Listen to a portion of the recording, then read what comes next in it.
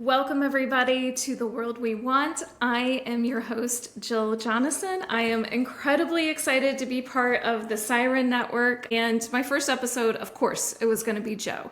I think most people know Joe Carducci as Jojo from Jers, and I know Joe as a friend, and I have to tell everybody that Joe is just as beautiful, just as smart, and just as funny in real life as she is on Substack and all the platforms. That's my little introduction to Joe because she's just wonderful, and thank you for joining me. I'm really excited for you to be here. Well, thank you for that introduction. I'm gonna look at me. I'm gonna try not to ugly cry already.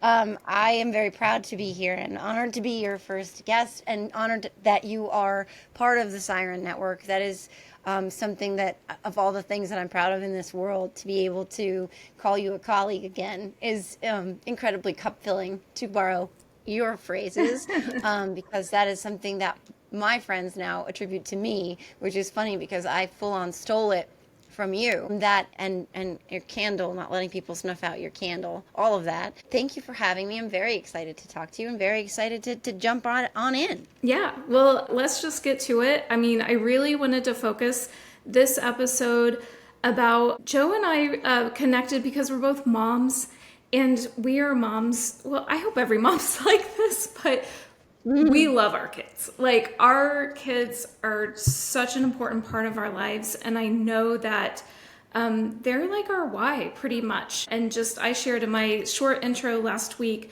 that I was never into politics. I didn't pay too much attention. But in 2016, when Trump won, I was in shock. And I was just like, what the hell? I'm raising two children. I can't just stay quiet and sit back. And trust me, I am a quiet, soft spoken person. So I do not like to talk a lot, but I'm like, I'm going to because what else can I do? So, Joe, I know you had kind of a similar experience. If you wouldn't mind, just, I know you've shared this story before, but I think it's really moving in 2016 when you found out Trump won and you were just in tears trying to tell your children that this happened. So if you could just tell that story, I would love that. Yeah, it is one of those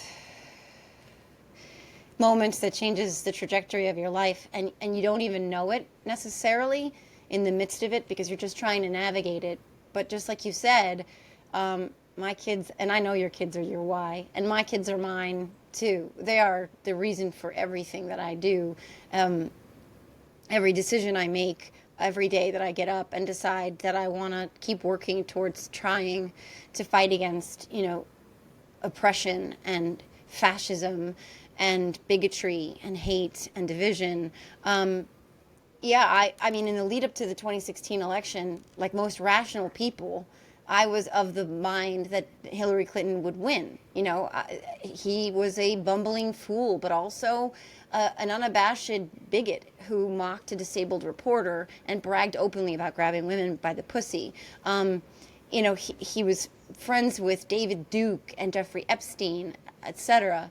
And he was just evil. He was a bad person to his core. Everything, as Nikki Haley said, ironically, we teach our kids not to do and not to be. He embodied all of it. And so the day of the election, I took my kids to vote like I always had.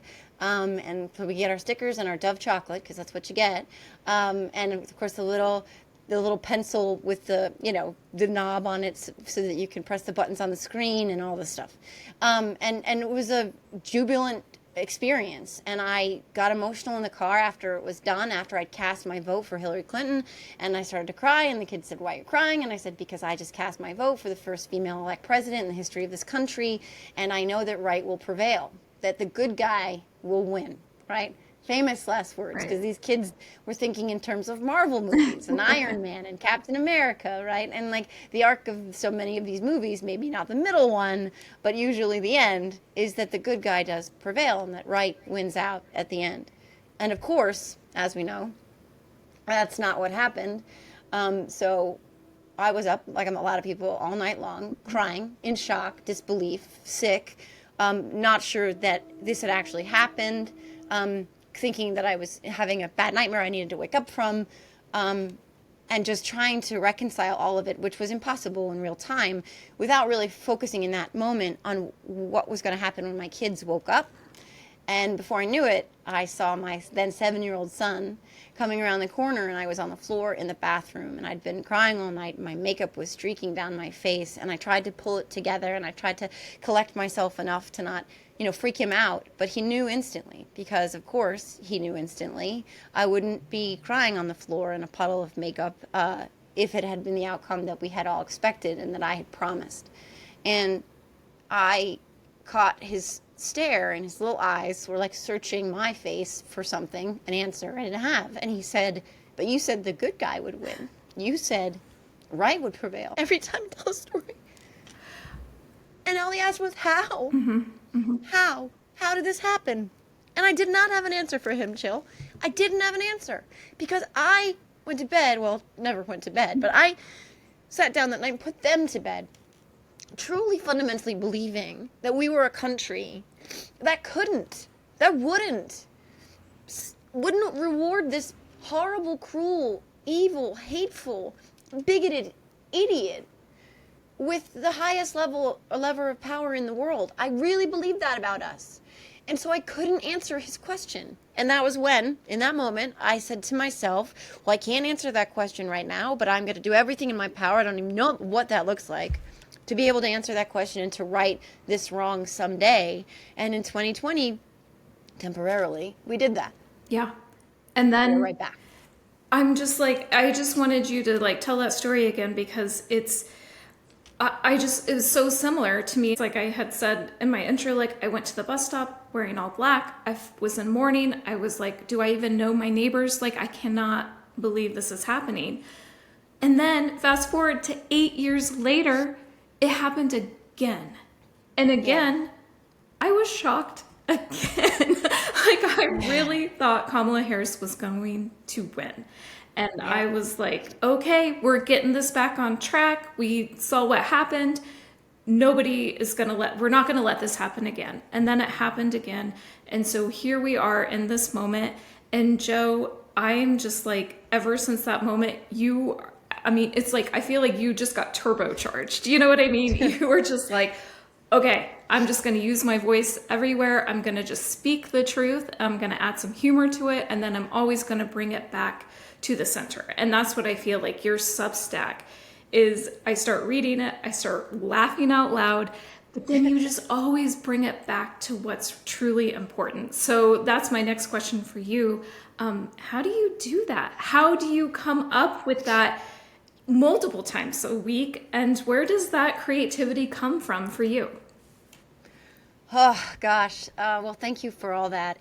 Substack has been catharsis for me. It has been this like medicine, this salve in this constant storm, because we feel so often powerless out there right now in what we can affect in terms of change in a direct way, in a meaningful, immediate way, because we can use our voices, we can speak out, we can, talk to our representatives, and we can march, and we can, have podcasts and conversations, but we can't really get someone like Donald Trump to do the right thing, or to stop, committing acts of horrible criminality and corruption, or to stop arresting, kidnapping people off the street. Like, we can't actually physically in the moment stop any of that. But what we can do is sit down and put our thoughts out there, whether on paper or computer screen or whatever. And for those brief fleeting moments, it feels like you taking your power back, reclaiming, your autonomy, your agency, your voice in a way that no one can strip from you, at least not yet, right? Right. In a way, yeah. In a way that honestly, like, hopefully, if it feels that way for me, my whole goal is for me to feel better and stronger and more empowered and more sane, like adjacent in writing it, but that hopefully someone else will be reading that or could be reading that, and that they'll walk away after reading that with some pieces of those things too, that they feel empowered by it, that they feel seen by it, that they feel emboldened by it, that they feel like they haven't lost their minds, they're not being gaslit. Like, this is nuts. You and I used to talk about how it was just weird going to barbecues in the midst of, like, authoritarian overreach and being like, can you pass the corn? Like, it's just a weird dichotomy that so many of us walk through every day, where we're trying to live a normal life while knowing that all of this existential, like, craziness is happening at the same time that threatens everything we value. And then trying to navigate that in just some sort of rational existence is really hard. So for me, putting it down in my Substack essays, it really makes me feel like I can do it every single day. Like, I can get through another day. If I want to get through this essay, I want to get these thoughts out, I want to get them out of my head and my heart and off my chest. And if I can put them out there in a way that makes people laugh a little bit sometimes, which I really try to strive for the most, or feel seen by, then I feel like I've succeeded. Because isolation is the worst possible thing that can happen to a society, and that's what they want. And connectedness, as you and I have long talked about, and honestly, it's one of the things that connected us to each other, is that we have more in common than that which divides us. So finding these common threads of connectedness, that's the antidote to all of this awfulness. So if I can do that with some words and some humor and a few potty jokes and dick jokes and making fun of Laura Loomer, who I had an epiphany today. I have long been trying to land on what I think she is, and what I've decided on is that she's the child snatcher, the kid catcher from Chitty Chitty Bang Bang. That, lollipops and candy, and that's Laura Loomer. That's, to me, what she looks like. So if I can make people laugh and think and feel a little bit sane for a couple of minutes a day, then I have done my job. Yeah, and I just, make people laugh and make people think. And that's the thing, for parents out there, that we can't hide this from our kids. Like, I don't want to pretend that everything's fine in front of my kids. It's a fine balance of, I don't want to scare them, but I want them to be critical thinkers. I want them to be able to speak truth to power. And one of the best ways you can do anything for, like, how you want to raise your kids is by leading by example. So, like, the biggest thing I always say is I keep a Moms Demand magnet on my car, which is the organization that is for gun sense in America. And so I've kept that on my car for years, because I know every time my kids come into my car and they see that sticker, that they are like, oh, my mom knows that this isn't right. And so she is out there saying something about it. So, Joe, I'm just curious about your kids and what they think about the work that you do. It's interesting because they know about the work that I do, and often, like, because I'm always talking about this, they don't want to talk about politics all that much, right? Because I'm always running my mouth about this, that, or the other thing. I always tell this story because I think it's so funny, but when my son was in 7th grade, history, it was the first day of class, and the teacher was like, let me just see what you guys know out there. 7th grade, right? So he's like, 13? And he's like, does anyone know who the Speaker of the House is at the moment? And, like, silence, crickets, and my son's like, is it Nancy Pelosi? And he's like, actually, yes, it is. How did you know that? And he's like, I have no idea. And then he comes home and he's like, Mom, even though I think I'm not hearing what you're saying, I guess it's all getting through anyway, yeah. Which I thought was so funny. But one thing that they know above all, and this is so important to me, and I know this is important to you, and I know that your children embody this because you do, is that they know that their mom wants there to be decency in this world. They know that I just want people to be able to live their lives. And I want people to be able to live peacefully and coexist peacefully. And I want for them to have the freedom to live their lives in whatever authentic fashion that is, as long as it doesn't intentionally or malevolently seek to hurt anyone else. And that's more important to me than anything. And they understand that is what Donald Trump stands against. They do understand that. And they are truly empathetic souls who don't understand why anyone should give a shit, sorry if I can't swear, give a crap about how someone else lives their life. Like, they don't understand why it should bother you if someone else decides, not decides, if someone else lives their life in some other way that's contrary to how you do. That it doesn't make sense to them. So that decency component to like seeing everyone as equal and legitimate in their own reality, in their own skin, that part they know is important to me. And that they know also that it's really uncomfortable to get loud about these things. Yeah. And that it's really scary often to stand up and speak out when, there are so much vitriol and hate and threats coming from the other side. And it's unpopular to say these things. And that they know that I won't be quiet. And I think, hopefully, that they won't either. And I will say that both of my kids in different parts of their lives have advocated for their own autonomy, for their own fair treatment, for their own respect, for justice, for themselves and for others. And I think that if I do anything as a parent, that's the biggest accomplishment I could ever have, is raising children who want to stand up for themselves, but also for others. And I hope that they know that. I think that they do about me. They certainly know, like I said, I am not going to be quiet.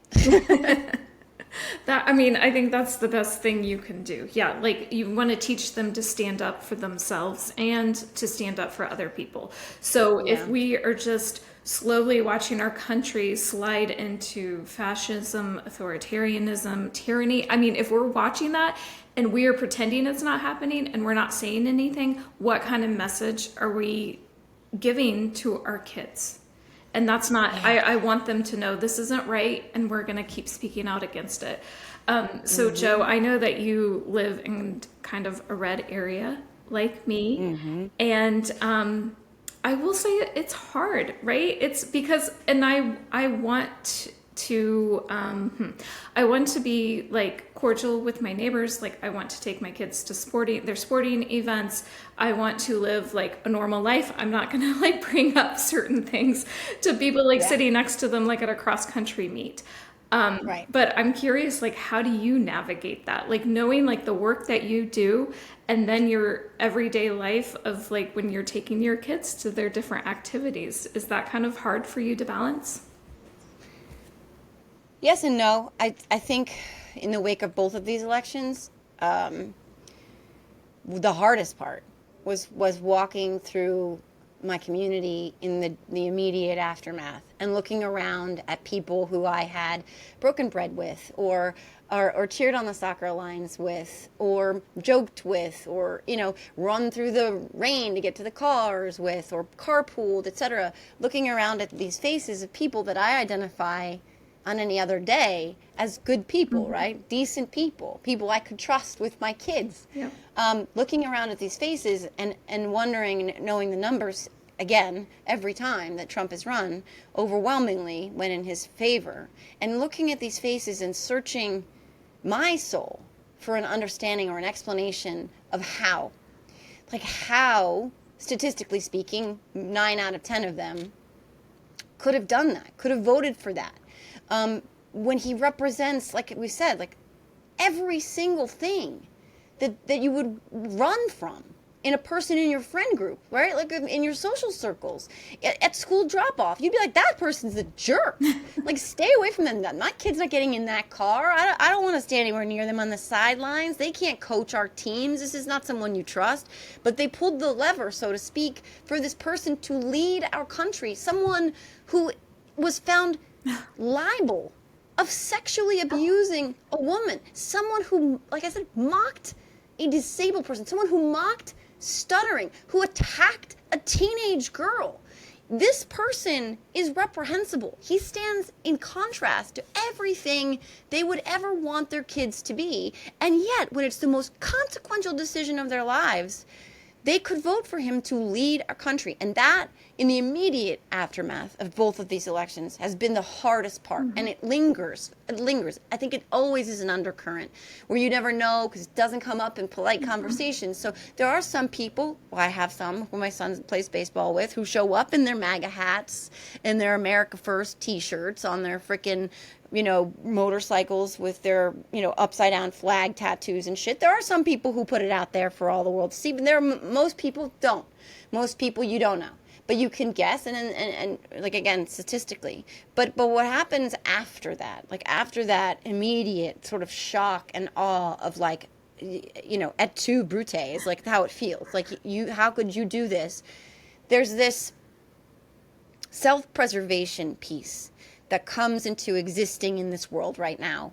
Sometimes it's more manageable than others. Most of us come from families that are some mixture of those who support Donald Trump and voted for Donald Trump and those who are vehemently opposed. We have to navigate that. Sometimes that's easier than other times, and sometimes it raises its ugly head up and you're like, oh God, we have to deal with this now. Sometimes that happens in your communities as well. But my general rule for the peace and well-being and sort of just safety of my kids is to just coexist, right? Like, we don't talk about what we don't talk about. I mean, I've had this come up at baseball games and it gets very awkward and I try and shut it down very quickly. Like, after he was shot, where somebody wanted to say, I can't believe you don't care that he was shot. How do you, I mean, my God, he was shot. And I'm like, first of all, we're not doing this. Second of all, do you really want to go there? Was he shot? Was he shot? Do you want to go there? But I said, I don't want to do this right now, and I don't wish harm on anyone. But for the most part, I think for the kids, it's important to just be like, yeah, did you guys see that new pizza place opened up? Or, hey, we're getting a new Dunkin' Donuts. It's got a drive-through. What? Like, oh, is it going to be hot tomorrow? Like, you got to do some of that, first of all, because life goes on. But also because I don't want my kids, friends, they already talk about me. That mom's kid, where they talk about me, but I just want them to have as smooth a ride through this shit show as they can. So I don't engage in politics in my community as much as I'm online and in spaces like this. Yeah, I mean, I think that's boundary setting, right? It's like you gotta. It's like that balance, that boundary setting, and then also, I don't know. This is something I struggle with and I talk about, but I have loved ones who have voted for Trump 3 times now, and these are people I love. These are people I want in my life. And the way I've been starting to think about it, right or wrong, I don't know, but I want them in my life. And so I do set boundaries, and I've had those conversations of like, listen, when we're have a meal and drinks have been had, we're not going there. If you want to go there, we're going to do it in a different space that feels safer for me. But also, I kind of feel like, this person who's our president has already taken a lot from us. I'm not going to let him take my relationships that I want to keep. So I'm just trying to figure out how to navigate and hold on to those. So that's kind of a way that I'm looking at it too. I think that's a good perspective to have. It all comes back to something you and I have talked about probably 1,000 times, which is like reclaiming your power, in the face of so much of this. A lot of it really is about yielding power to others who want us to do whatever it is, to bend to their will, to ignore what they're doing, to normalize it, to look past it. Whatever it is, it's not good, right? So when we yield our own power over to them, and by that I mean like our energy and our relationships, like you said, our thoughts, our moods, our engagement with issues and with each other, we give away these pieces of ourselves that only empower them and pour out from our own cups when we should be filling them all the time. So like there is this constant battle in like when you want to just lose it because you're so angry and you're so frustrated and you don't understand how anyone could possibly support this. There's this like, okay, but also like let them, right? Like to borrow a phrase from a very famous person who I love very much. But let them do that. And I'm going to just process this stuff how I want to process this stuff and not internalize it so that it rots inside of me. I mean, that's why I think Mel Robbins is so right about that in terms of so many things in our lives. But that also comes into play with Donald Trump. Let the family members support him and try to love them through it. Mm-hmm. Not always is that possible. But it's important that we try and model that for our kids because while politics has managed to infect everything in our lives, it doesn't have to. We don't have to let that. Sometimes it can just be Aunt so and so loves you and Uncle so and so wants to, throw a ball with you. And that has nothing to do with Donald Trump or MAGA or Mike Johnson or Steve Bannon. It has to do with human connection. Yeah. And sometimes, just let them have their beliefs, but don't necessarily let this divide us so much that it's irreparable harm that is done. That's right. Human connection. And that's, I called this show The World We Want because I'm like, we need to start being more creative. We need to start, fantasizing is not the right word. I was trying to think of the word. I don't know what word I'm thinking of, but we need to start being creative. We need to start imagining. Maybe that's the word I'm looking for. Mm-hmm. Actually imagining the world we want, but not just imagining it, like living it and creating it. And that's something that I see in you and the work that you're doing. Like you are creating the world you want that's better for your kids because you're like having these hard conversations, speaking your truth, and you're not hiding and ignoring what's happening. So, Joe, how would you finish that sentence if you said, I want a world? How would you finish that sentence? Oh, wow. I want a world that picks up the ball and keeps moving in the right direction towards perfecting this little imperfect experiment of ours. I want a world where my kids know that they can be anything they want to be, anyone they want to be, love anyone they want to love, read anything they want to read, listen to whatever they want to listen to. They can be religious or not religious. They can be political or not political. They can be a Republican, a Democrat. They can be independent. They can be anything they want. And they can be friends with and love anyone they want. And they can believe that this unfinished process of perfecting the world around us is something that they can participate in, and that they can also leave behind a world better than the one that they found. I think that those things are important to me. I want our kids to grow up in a world that's closer to fair, Yeah. and moving in the right direction of fairness for everyone, and that where everyone can feel seen, everyone can feel represented, everyone can feel validated and legitimized, and that we can actually help each other move towards a more perfect union, and that our democracy will actually become stronger, and that it'll become truly representative the way it was intended to be, as opposed to moving further and further away from that and the consolidation of power in the hands of the few. So that, but just on a purely this moment level, the world that I really want to build in this moment, the one that I'm trying to build here at the Siren, is one where it's not just the same 5 or 10 faces out there saying the same things to the same audience every single day of the week with the same access to the same elected officials who are saying the same things in the same ways that people have heard 1,000 times and aren't engaging with. I want to build a world where what you see out there looks like you, sounds like you, resonates with you, makes sense to you. It's a conversation in a way that you would have it. You and I have talked about how our friend Rachel Vindman has long said, you may not do politics, but politics does you. And that's the world too I want to try and build with the Siren, where it's like, how about the way this really impacts us? How about the humanity here? How about the human stories? How about the conversations that really reach people, that aren't policy and platform and legislation and these fucking pundits fighting on TV every night? How about if we actually build something that looks reflective of our conversations in real life, of the faces you engage with every day?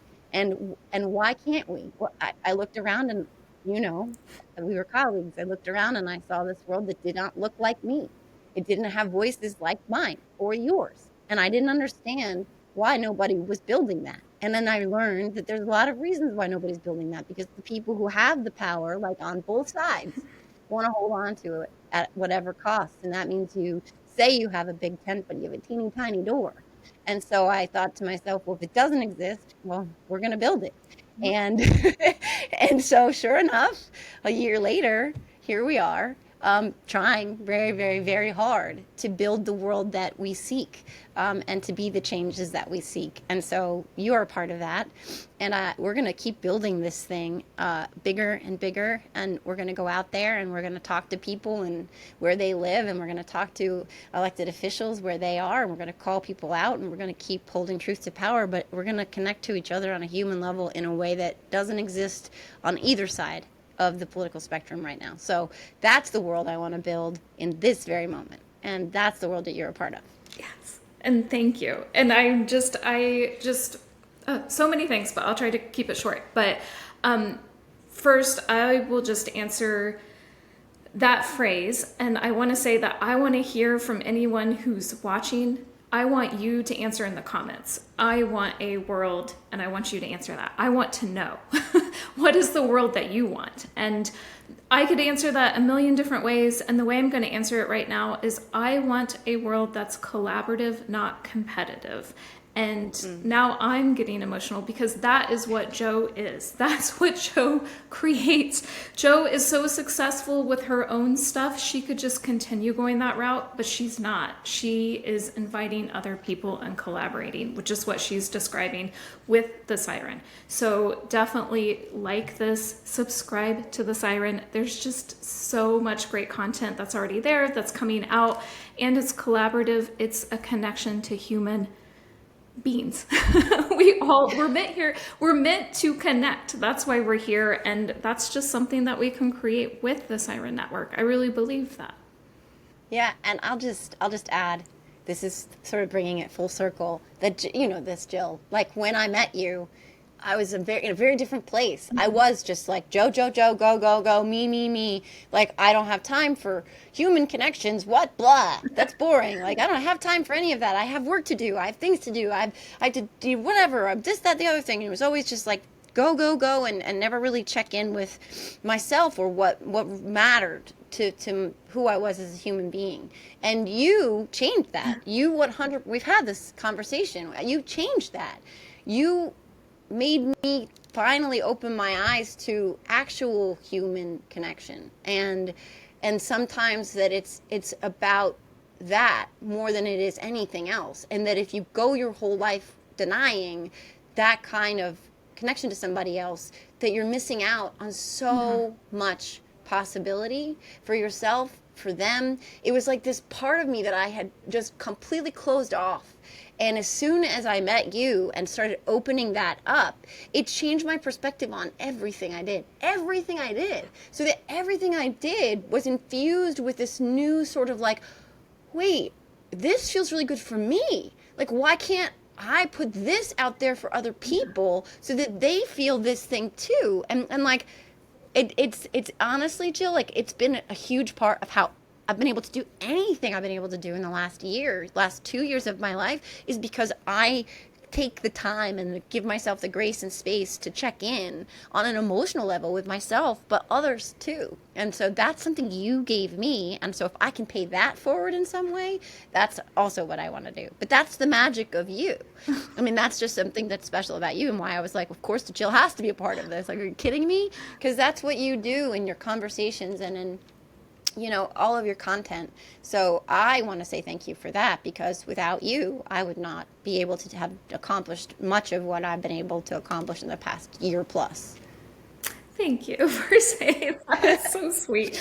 But I mean, that's what we're trying to do here. We all have a voice. We all deserve to use it. And I really think with the Siren Network, that's what we're hopefully opening that up to. So again, please subscribe.